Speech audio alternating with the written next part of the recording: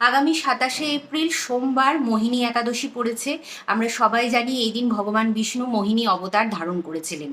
এই দিনটিকে অত্যন্ত পবিত্র একটি দিন বলা হয় এবং মনে করা হয় এই ব্রত করলে আমাদের জীবন থেকে সর্ব পাপের বিমোচন ঘটে।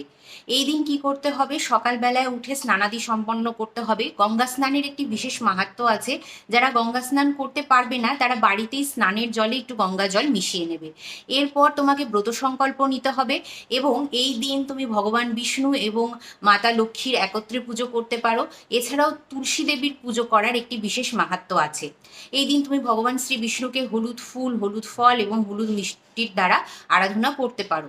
এরপর বিষ্ণু সহস্র নাম আমাদেরকে উচ্চারণ করতে হবে। যারা অনেক দিন ধরে দুঃখ দারিদ্রতার মধ্যে দিয়ে কাটাচ্ছ তারা অবশ্যই এই দিন ওম নমঃ ভগবতে বাসুদেবায় নমঃ এই মন্ত্রটি অন্তত ১০৮ বার উচ্চারণ করবে। যারা ১০৮ বার পারবে না অন্তত ২৮ বার উচ্চারণ করার চেষ্টা করবে। এই দিন কারোর সঙ্গে রাগ বিবাদ ঝগড়া, কারোর সম্বন্ধে খারাপ চাওয়া, নিজের সম্বন্ধে খারাপ চাওয়া এই সমস্ত কিছু করা যাবে না। মাছ মাংস পেঁয়াজ রসুন বর্জনীয় থাকবে। যারা ব্রত সংকল্প রাখতেও পারছো না তারাও কিন্তু এই দিনটাতে নিরামিষ আহার গ্রহণ করবে। যে সমস্ত গর্ভবতী মহিলারা আছো বা যে সমস্ত মহিলাদের মাসিক চলছে তারাও কিন্তু এই ব্রত গায়ে পালন করতে পারো, তবে পুজো পাঠটা এই দিনটা করতে পারবে না বা কোনো তুমি পুজোর অংশ হতে পারবে না, তবে জপ তোমরা মনে মনে করতে পারো। দানের একটি বিশেষ মাহাত্ম্য আছে, তাই দরিদ্র কাউকে তুমি তাদের প্রয়োজনীয়তা অনুযায়ী এবং নিজের সামর্থ্য অনুযায়ী অর্থ বস্ত্র বা অন্ন দান করতে পারো।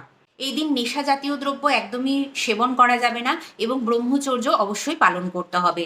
এবং পারণের সময় থাকছে পরের দিন অর্থাৎ ২৮শে এপ্রিল মঙ্গলবার সকাল ৯টা ২৭-এর মধ্যে। তার মধ্যে আমাদের ভগবান বিষ্ণু বা তার অবতারের যে কোনো অবতারকে আমাদেরকে অন্ন ভোগ দিতে হবে এবং নিজেদেরকেও অন্ন গ্রহণ করতে হবে। যারা এই ব্রত রাখছো তারা ২৭শে এপ্রিল কখনোই অন্ন গ্রহণ করবে না। এই দিন তোমরা সাবু, মিষ্টি আলু, বিভিন্ন রকমের বাদাম, ড্রাই ফ্রুটস, নারকেলের জল বা ডাবের জল এই দিন গ্রহণ করতে পারো। এছাড়াও তোমরা ফলের রস বা গোটা ফল, মিষ্টান্ন এই সমস্ত কিছু গ্রহণ করতে পারো। সবাই মোহিনী একাদশীর ব্রত খুব সুন্দরভাবে রাখো এবং এই ভিডিওটি যদি তোমাদের ভালো লাগে তাহলে নিজের কিছু প্রিয়জনদের মধ্যে এই ভিডিওটি শেয়ার করে দাও যাতে তারাও খুব সুন্দরভাবে মোহিনী একাদশীর ব্রত রাখতে পারে। চলো বন্ধুরা, আজকের মতন এখানেই। রাধে রাধে।